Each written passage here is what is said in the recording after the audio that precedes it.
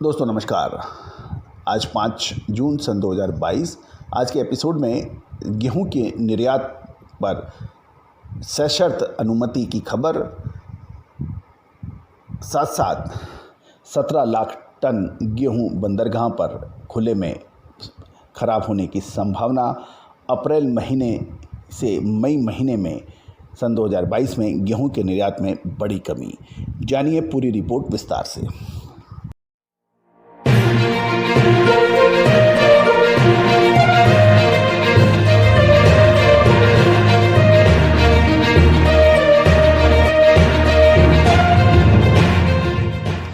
नमस्कार दोस्तों, मैं colonel Ajay, CEO Ajay astro money guru, first global astro finance digital channel से आपसे मुखातिब होता हूं। आज 5 जून सन 2022 रविवार।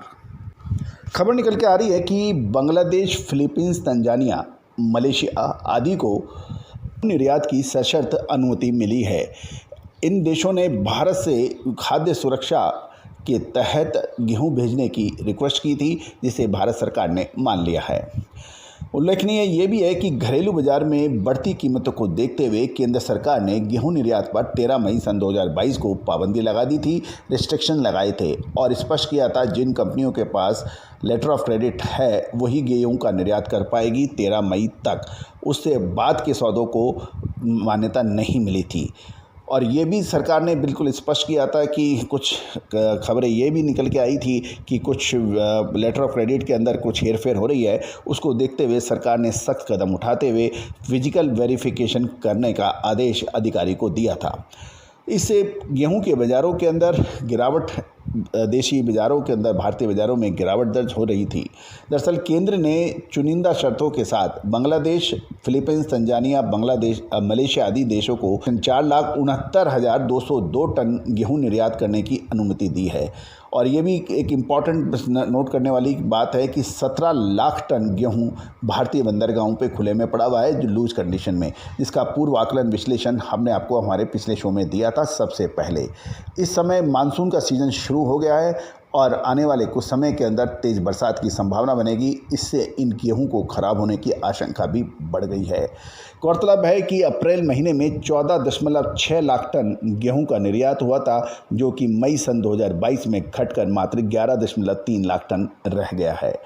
और इससे भी बाज़ारों के अंदर काफ़ी असमंजस है और एक्सपोर्टर्स और बाज़ार के व्यापारियों में बड़ा कन्फ्यूजन है।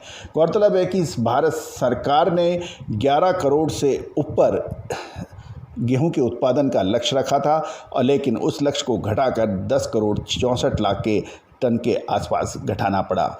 और भारत सरकार द्वारा 4 करोड़ 44 लाख टन सरकारी गेहूं की खरीद का लक्ष्य रखा था, वो भी लगभग 55% कम हुआ और लगभग 1 करोड़ 95 लाख टन की सरकारी खरीद गेहूं की हुई, जो कि अपने लक्ष्य से लगभग 55% कम है।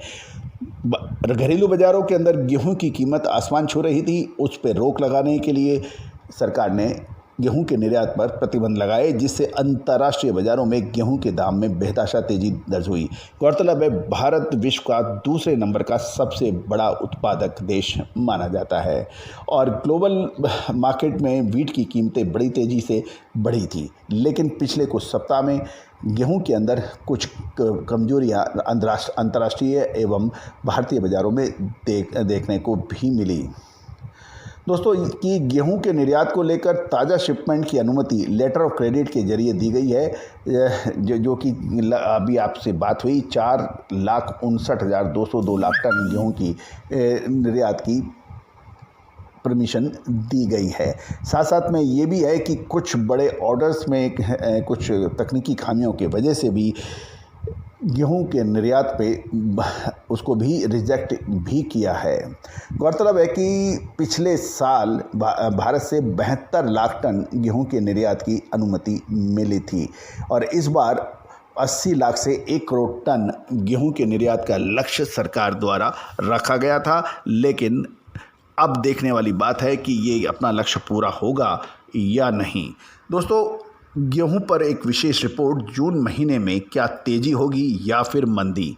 विश्लेषण के लिए मामूली शुल्क पर हमने ये रिपोर्ट रखी है। नंबर स्क्रीन पे फ्लैश हो रहे हैं, उन नंबर्स पर आप पहले नंबर सेव कीजिए मोबाइल पर, फिर वीट रिपोर्ट लिख के आप हमें मैसेज कीजिए। हम आपको आवश्यक प्रक्रिया आपको व्हाट्सएप से इन्फॉर्म करेंगे। दोस्तों गौरतलब है 3.5 महीने पहले हमने सबसे पहले गेहूं, मक्का और बाजरा के अंदर तेज़ी का अग्रिम अनुमान दिया था, जबकि उस वक्त 11 करोड़ से ऊपर का उत्पादन की बात की जा रही थी। आगे क्या होने की संभावना है, पूरा विश्लेषण विस्तृत रूप से, क्या तेज़ी या मंदी, इसकी स्पष्ट जानकारी के लिए आप हमसे संपर्क कर सकते हैं दिए गए नंबर पर। गौरतलब है इसमें मामूली शुल्क का भुगतान करना पड़ सकता है। दोस्तों आपको हमारा चैनल कैसा लगा, और आप ने अभी तक इसको सब्सक्राइब नहीं किया है, पहली बार आप हमारे चैनल पे आए हैं तो सब्सक्राइब करना बिल्कुल ना भूलें। बेल आइकन यानी घंटी के निशान को भी प्रेस करना ना भूलें, ताकि हर नोटिफिकेशन आप तक सबसे पहले पहुंचाई जा सके। गौरतलब है 42 कमोडिटीज पर एकमात्र चैनल जो आपको लगातार अपडेट देता है, विश्लेषण देता है, रिसर्च रिपोर्ट देता है, राष्ट्रीय अंतर्राष्ट्रीय खबरों को से आपको रूबरू कराता है। All the very best, good luck, happy trading.